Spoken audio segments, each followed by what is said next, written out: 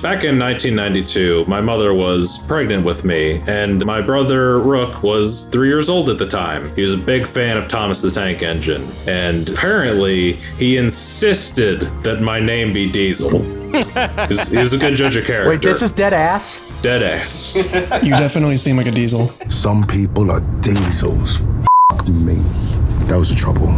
Welcome to the Bomb Squad Movie Night, episode 101. I am your host, Tim M. Sullivan, and with me I have... Hi, I'm Thomas the Dank Engine. I am Tanner Richard Kraft. I'm Percy. I'm Bennett 𝐁𝐿𝐥𝐿. And we have a special guest today, returning from her brief cameo on the Perfect Blue podcast. My partner in crime. I'm Cody. Hi. I've never met this woman before in my life. And today we are talking about the 2022 David Leitch film Bullet Train. This film is based on the Japanese novel Maria Beetle by Kotaro Isaka. Like I said, directed by David Leitch, who is mostly known for having directed Deadpool 2. He also directed Hobbes Shaw, Atomic Blonde, and he has uncredited listed for John Wick on IMDb. But now, yeah, I'm thinking I'm back. He's got some action movies under his belt. But before we talk about the movie, we got our warm-up question, which is, what is your favorite movie set on a train? We are going to start with Joe. Oh boy, alright, my answer all ready to go is Thomas and the Magic Railroad. I'm just kidding. But it's not my actual response, no. Now it's time for the next lesson, huh? I call it How to Stop Being Stupid. I'm gonna be a little cheeky here, but this movie does revolve around a train. Back to the Future Part 3. That's my pick. Yeah. Wow, you actually managed to find something more dumb than my answer of, I'm just gonna say the train scene in Spider-Man 2. Hey, no, it does revolve around a train because they need to get back to 1985 again. Sure, the same way my ass revolves around a hernia. It's a beautiful picture, Tanner. But no, it does revolve around a locomotive, a time-traveling locomotive that flies at the end. And in between that, you get like a really good Back to the Future sequel and just a fun movie overall, so. I thought we could settle this like men. You thought wrong, dude.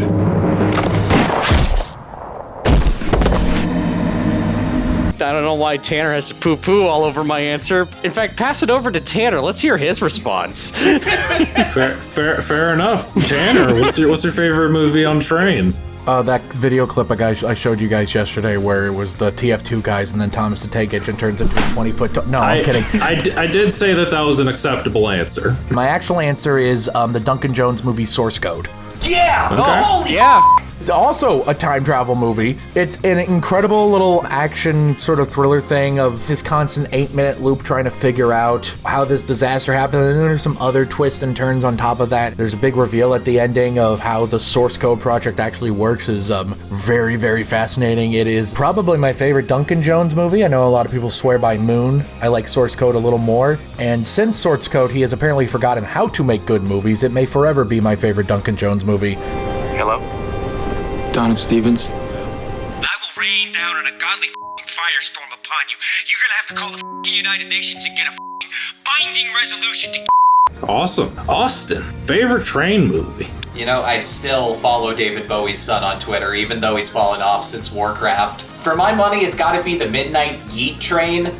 Wait, no, I picked that up. My favorite train movie's gotta be Burger on the Orient Express. Wait, no, neither of those are right. There's only one train movie that drives me locomotive, and it's Bong Joon-ho's 2013 English film debut, Snowpiercer! Woo! Real quickly, I showed this movie to my father because he's down with the good cinema, and the moment he saw Bong Joon-ho's name, he had a really good laugh. Kind of like a Dick Van Dyke situation there, but the movie's really class. It's up there with like Sorry to Bother You and that small genre of films that lampoon capitalism in a very direct, unmistakable kind of way. Like, I can imagine right-wingers being stupid and they think that They Live is about becoming a libertarian or something, but the main message of Snowpiercer is that pyramidal resource hierarchies are super evil. Instead of like a vertical pyramid chart, it's a horizontal train. The people in the back are eating bugs and doing all the work so that the people in the front can like do mad drugs, party, and contribute nothing of value besides possessing a higher social status. It's an awesome metaphor that does not shy away from the brutality that transpires when society isn't built on egalitarian principles. But also it has cool fight scenes, memorable characters, Captain America talking about eating a baby. It's utterly ruthless. We were just about to show a video.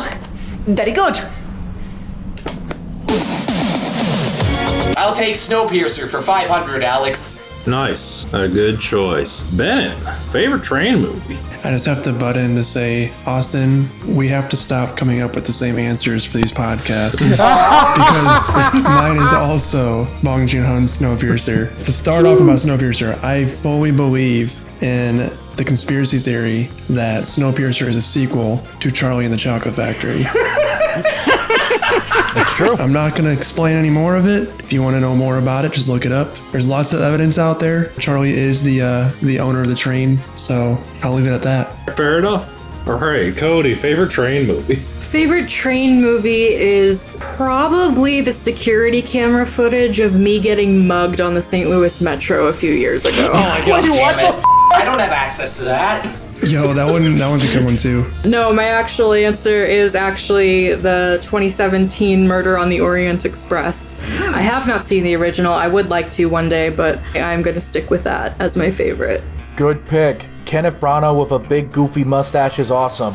But how did he get that mustache? Well, boy, let me tell you about the sequel. Watch Death on the Nile. You'll know. Gorgeous black and white cinematography explaining why a guy has a mustache. Cinema peaked. This is what dreams are made of.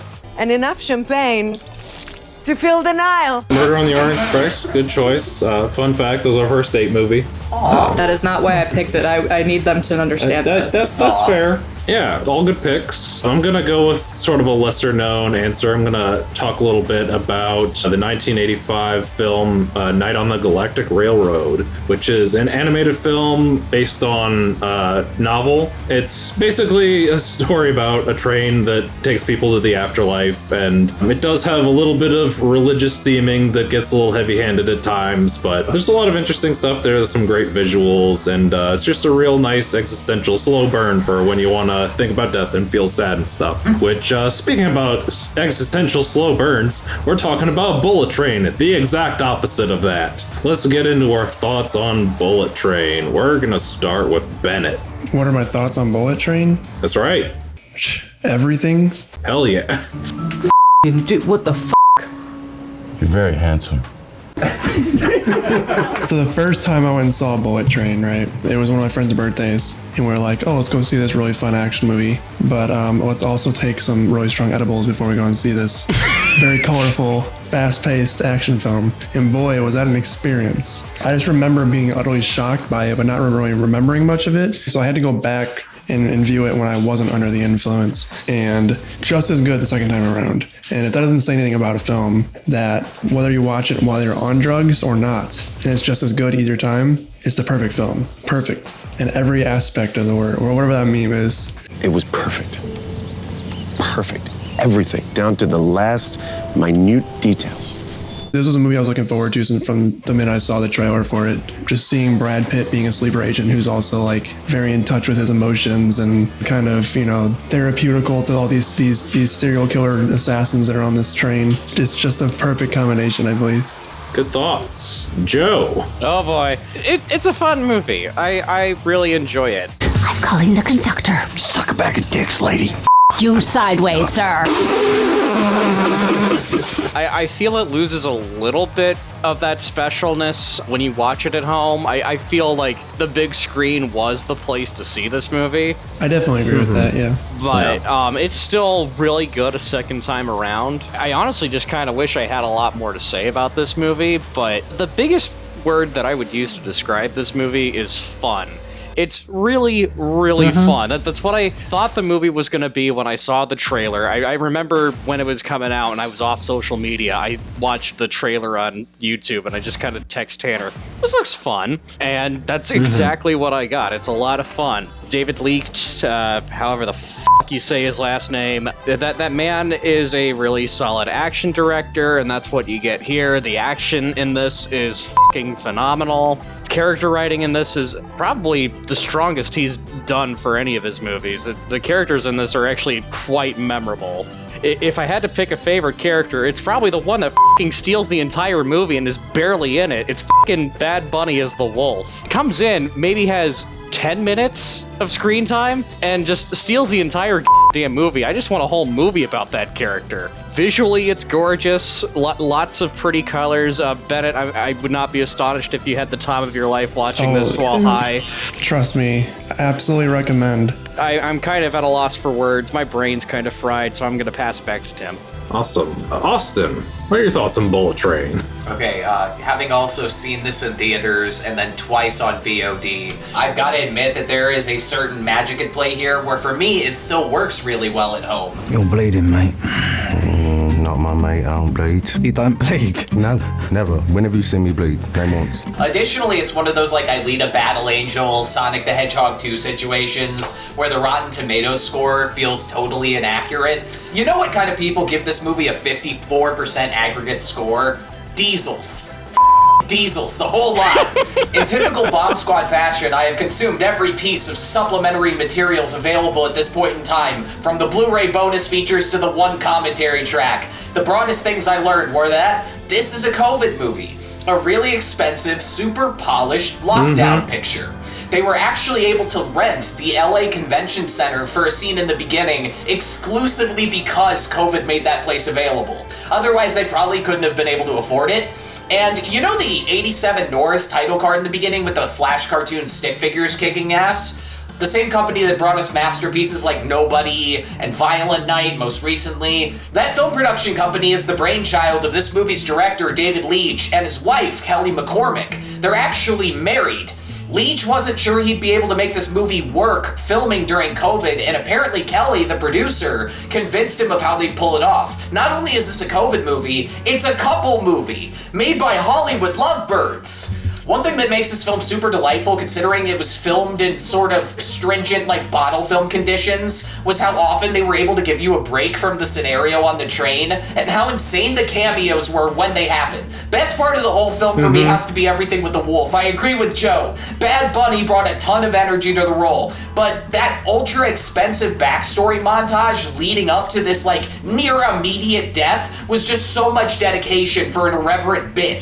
Fun fact, that montage was shot on film in order to give it a different look than the rest of the movie. They got Ryan Reynolds filming from the set of The Adam Project. They got random Channing Tatum, Zazie Beetz, the big bad who's revealed to be Michael Shannon. They have the Elder, played by Hiroyuki Sanada, sometimes called Hirosh for short by people on set, who has this badass sword fighting sequence to the Japanese dance cover of Holding Out for a Hero.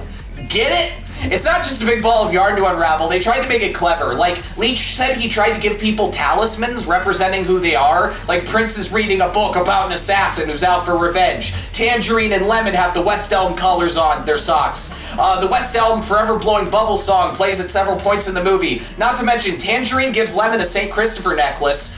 St. Christopher who saves travelers from a watery death, hence Lemon's dramatic departure from the train, and Brad Pitt wearing an Ozark shirt, an intentional reference to Springfield, Missouri. Rare Missouri cred. But yeah, wrapping up, I think it's paced really well and the tale is properly intriguing without making you keep track of too much like Tinker Tailor Soldier Spy. Leave it to a director who worked his way up the ladder through a stunt career to give you action this fun in a film. It's just a surprisingly good time. I'd recommend it.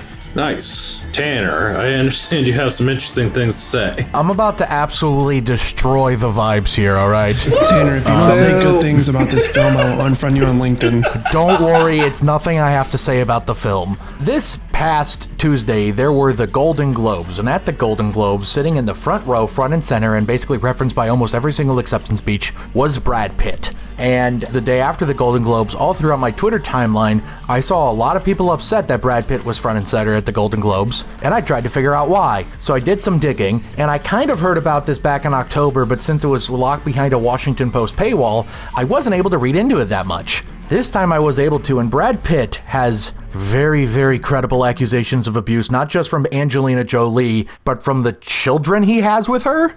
Oh man, lame. And I don't feel comfortable talking about a movie that is such a Brad Pitt vehicle without at least acknowledging it.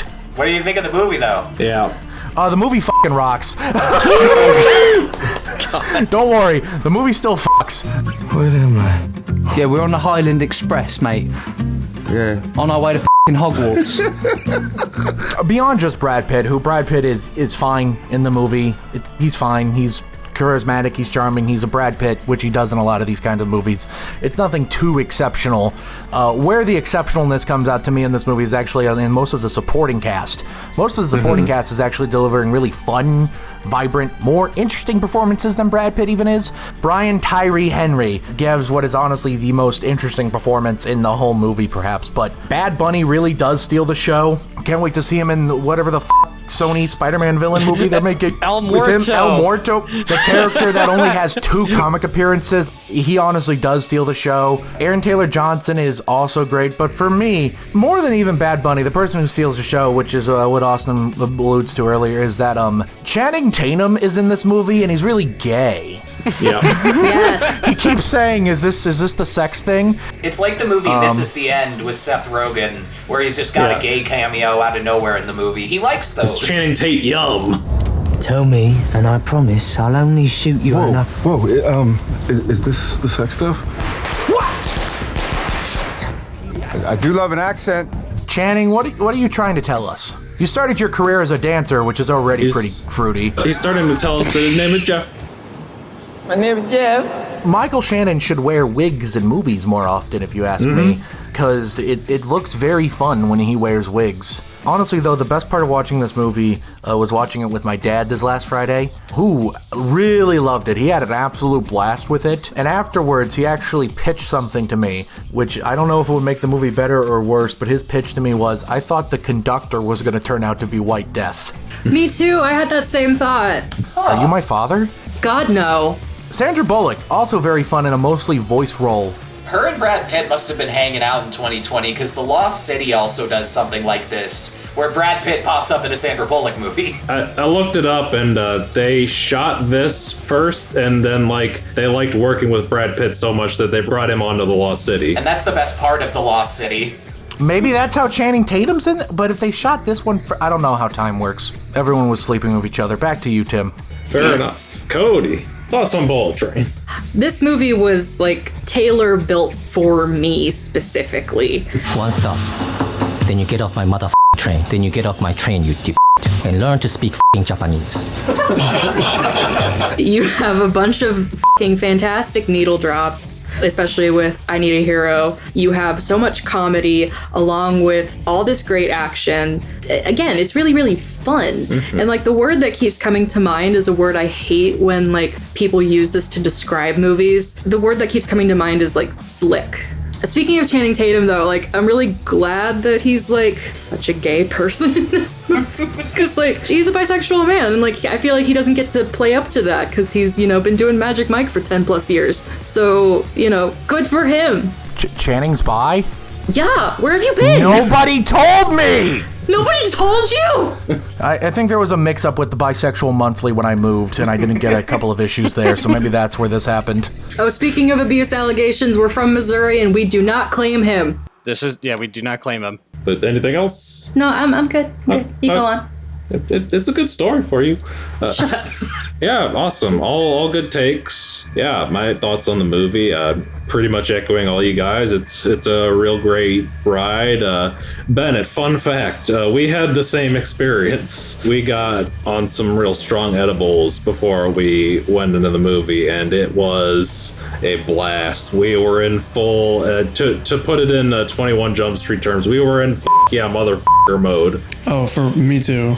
But is this real? Are we experiencing this kind of vibes? The colors were great. All the jokes were great. The action bits were all fantastic in that way that it's funny, but it also is just really cool.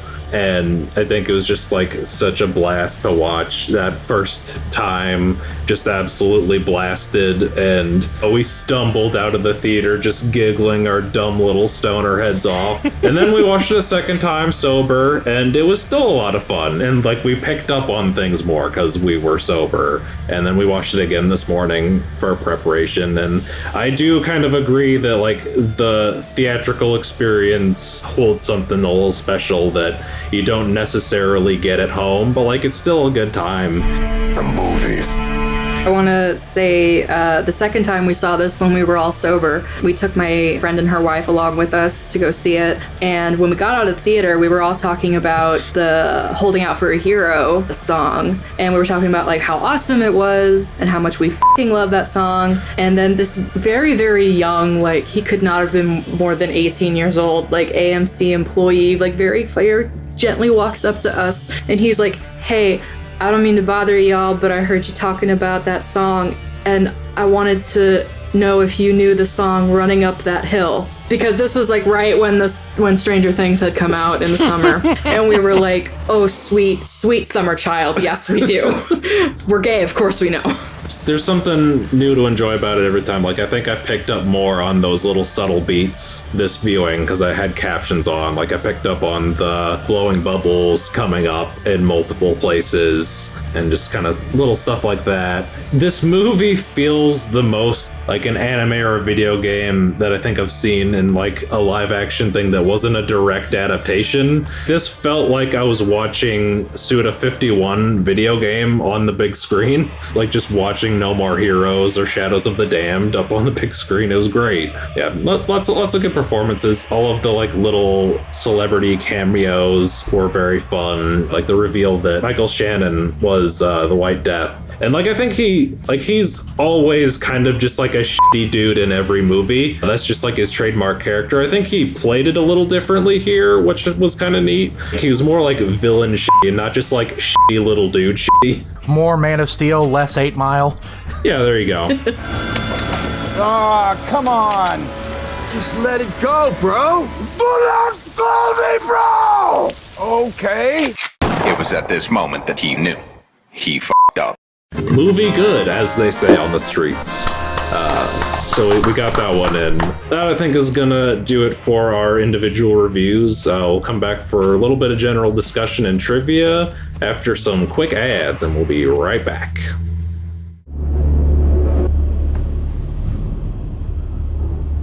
It could be Ebola, don't they believe from their eyes? Ebola? I'll smell. Don't smell it. And we're back. And before we get to the movie, we're gonna do a quick little sponsored bit. Do you like watching movies? Do you like enjoying their color palettes? Well, we can direct you to a product that somebody else has for you. MoviePalette.com. It's a website that contains these little art palettes that contain strips with dominant colors of every frame in a movie that you like. They have lots of different movies. For instance, I have this movie palette from my favorite movie of the last decade, Mandy. If this seems like the kind of thing you would like, you can go to MoviePalette.com and order one of a movie you like. And if you use the promo code SQUAD15, you'll get 15% off your order. And now, we're gonna go in a general discussion. So let's talk about stuff and things. I wanted to bring this up in my general review. You guys are talking about how it doesn't hold up as well at home as well as it did in theaters, and I do agree with that mostly because of one thing. When I watched the train getting derailed and Brad Pitt was flying through it in slow motion scene in the theater, I thought, wow, this is so cool. When I watched it at home, I went, wow, I don't think that's actually Brad Pitt. Speaking of watching it with my father, he pointed out something hilarious to me. If the train was to suddenly stop and derail like that, why the f*** would Brad Pitt fly backwards? That's not where the momentum is carrying him. He would fly forwards. Physics don't matter, it's an action movie. If they wanted to shoot him like on wires on a green screen plate, he had plenty of experience doing that film Ad Astra. He's probably puked 100 times from like just being suspended on wires just for that movie. So they might have shot him on like a green screen, maybe. Take a close look at his face. His skin is kind of rubbery. Got it. So the line that he says when one of White Death's henchmen hits him with the sword or whatever, and he says, hurt people, that was actually a suggestion from the Boo Mop, of all people.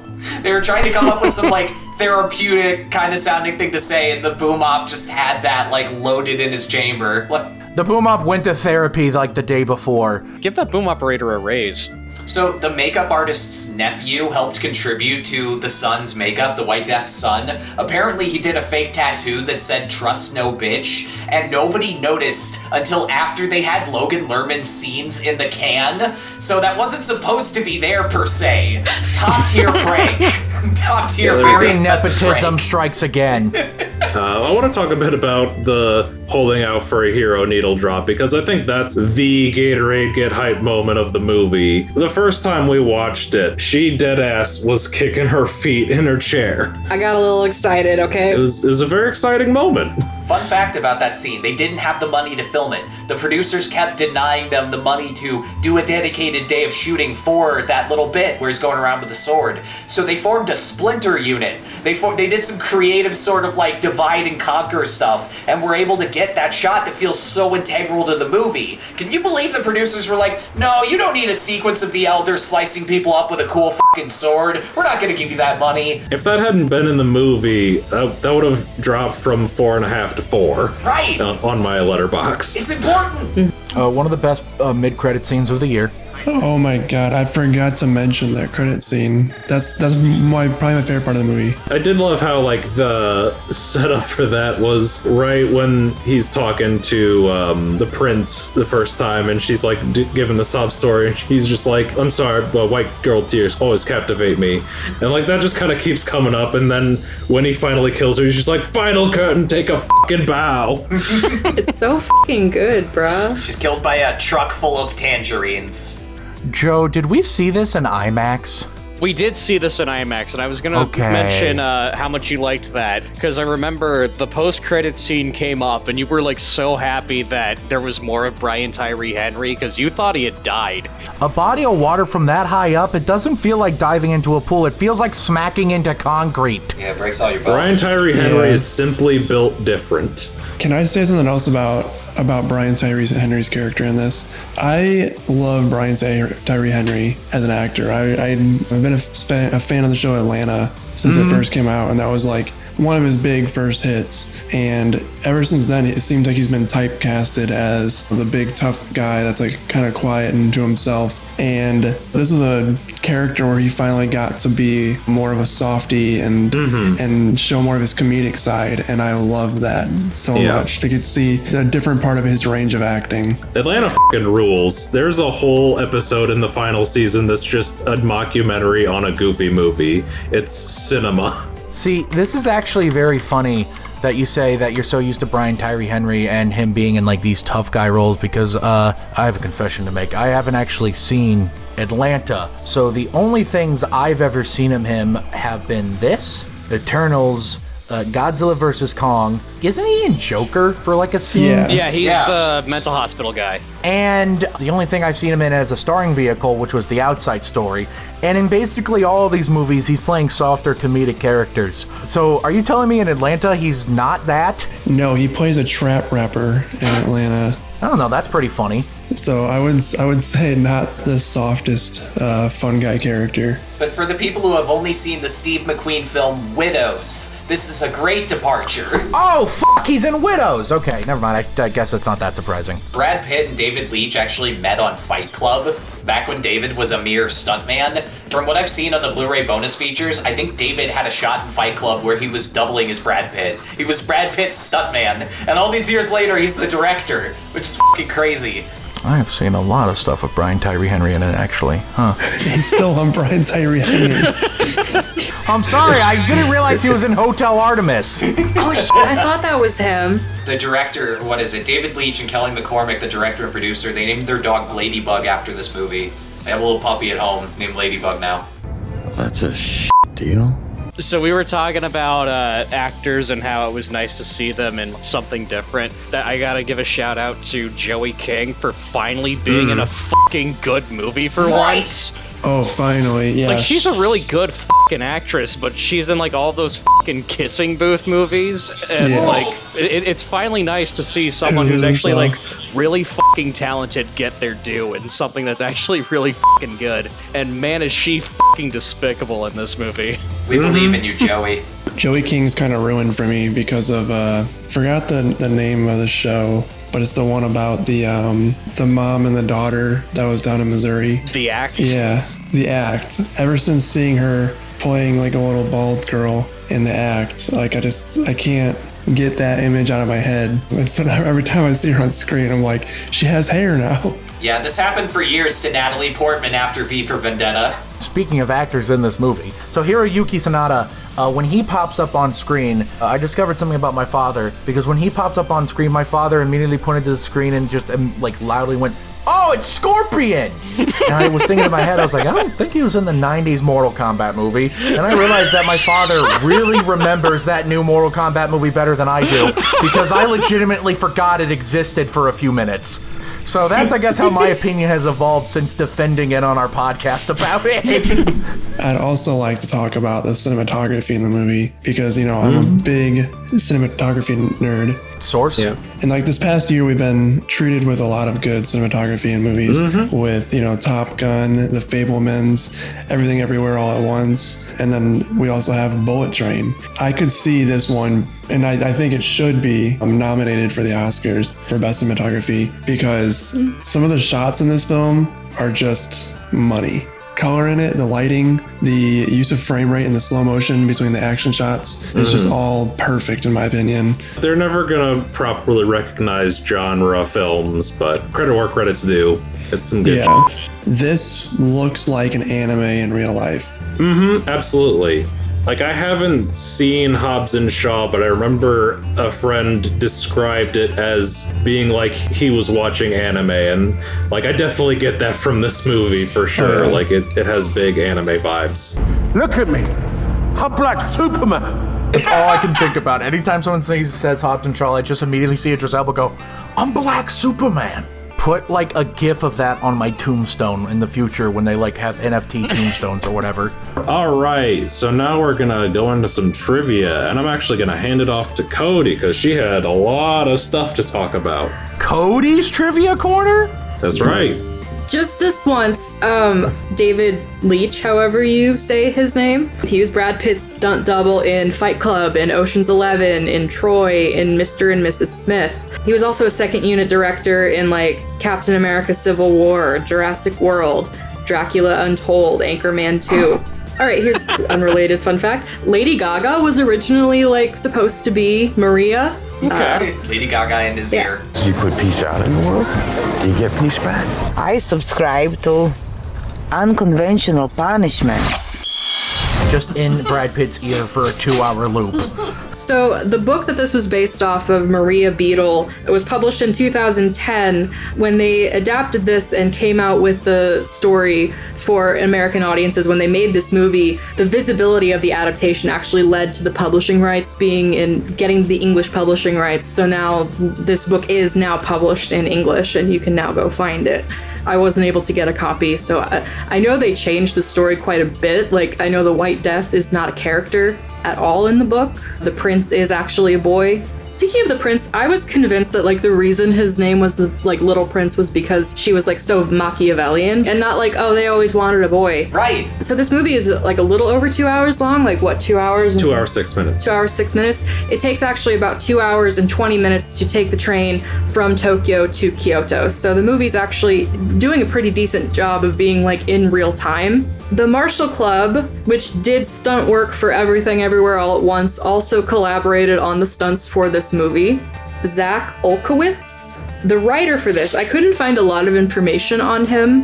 His only real like writing credits are Fear Street Part 2, 1978, and he's also a writer for The Last Voyage of the Demeter, which comes out later this summer, supposedly. If you aren't familiar with that, that is a new Dracula adaptation based on that one chapter of Dracula where he takes a ship from Transylvania to London, and everybody on the ship disappears during their voyage. Hell yeah. The writer's father, Walter 𝐿𝐵𝐾𝐿, is known for playing Jean-Michel Renault in Twin Peaks, and he also voiced Carmine Falcone in Batman the Animated Series. His father has David Lynch, he has David Leitch. There we go. Yeah.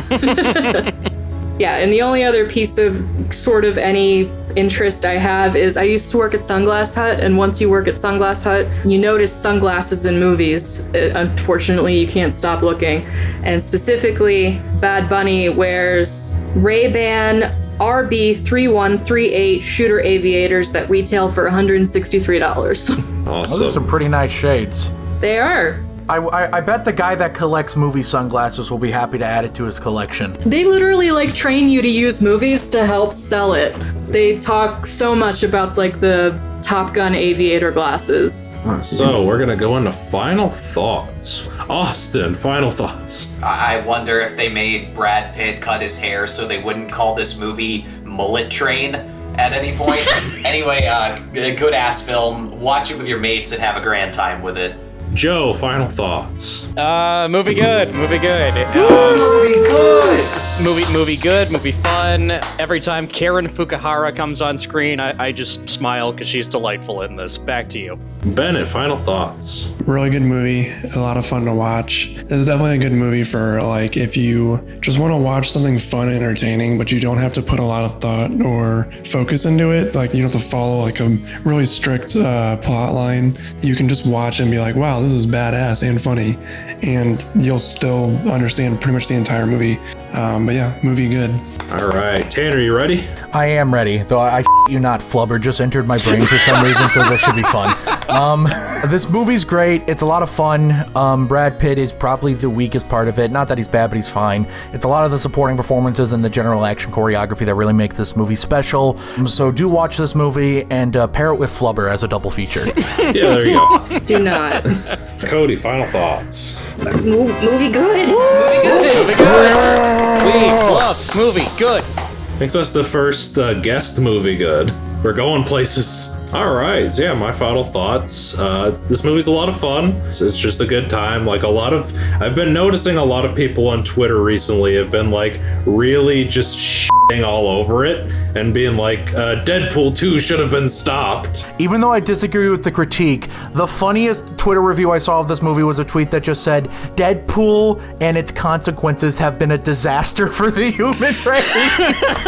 Oh, man. Yeah, like, I've been seeing a lot of people like that on Twitter recently, and like, yeah, some of it is funny like that, but like, I don't know. I think it's just a really fun movie. Maybe it's not for everybody, but if you're just looking for a good time to watch some fun, goofy action, this is definitely one to check out. It's on Netflix. It's super accessible. Go watch it when you have 2 hours and 6 minutes to kill. So yeah, that's gonna do it for this episode of Bomb Squad Movie Night. Cody, thank you for coming on to the show. You got some stuff you wanna tease? The only thing I have to tease right now, and it's barely even a tease, but I am working on a podcast of my own that will hopefully come out this year.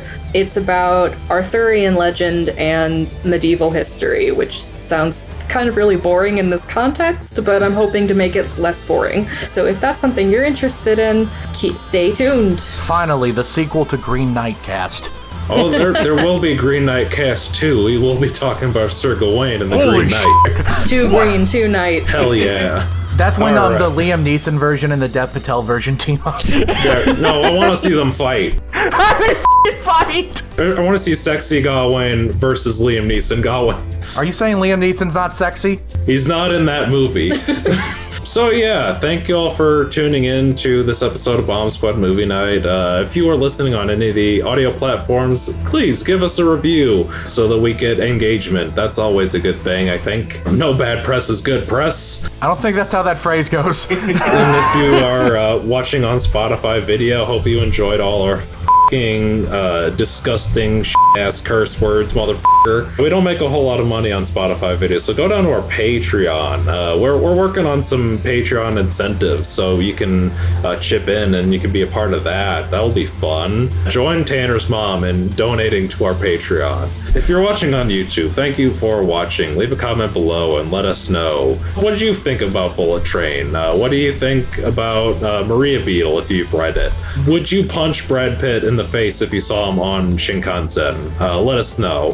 While you're down there, hit the like button if you like the video, hit the subscribe button if you want to see more, and hit the bell icons so that you can get notifications on our stuff. Tune in next week when we'll be talking about the hit Ryan Johnson film. Tanner, kick it off. Yes, that's right. Next week we're going to be talking about Ryan Johnson's newest film, Glass Onion, a Knives Out mystery. That's right, because we're getting straight into what Austin and I are deeming Oscar catch-up. After Anime Month last year, we're going to be doing all the Oscar movies we missed this year. It's going to be a lot of fun, so make sure you tune in for that. And then we're going to review his next film, Glass Tomato. Thank you all for tuning in, and remember, in a world full of diesels, be a Thomas. Farewell. The movies. Covered my face. Eat a bag of dicks, lady. I'm sorry. I'm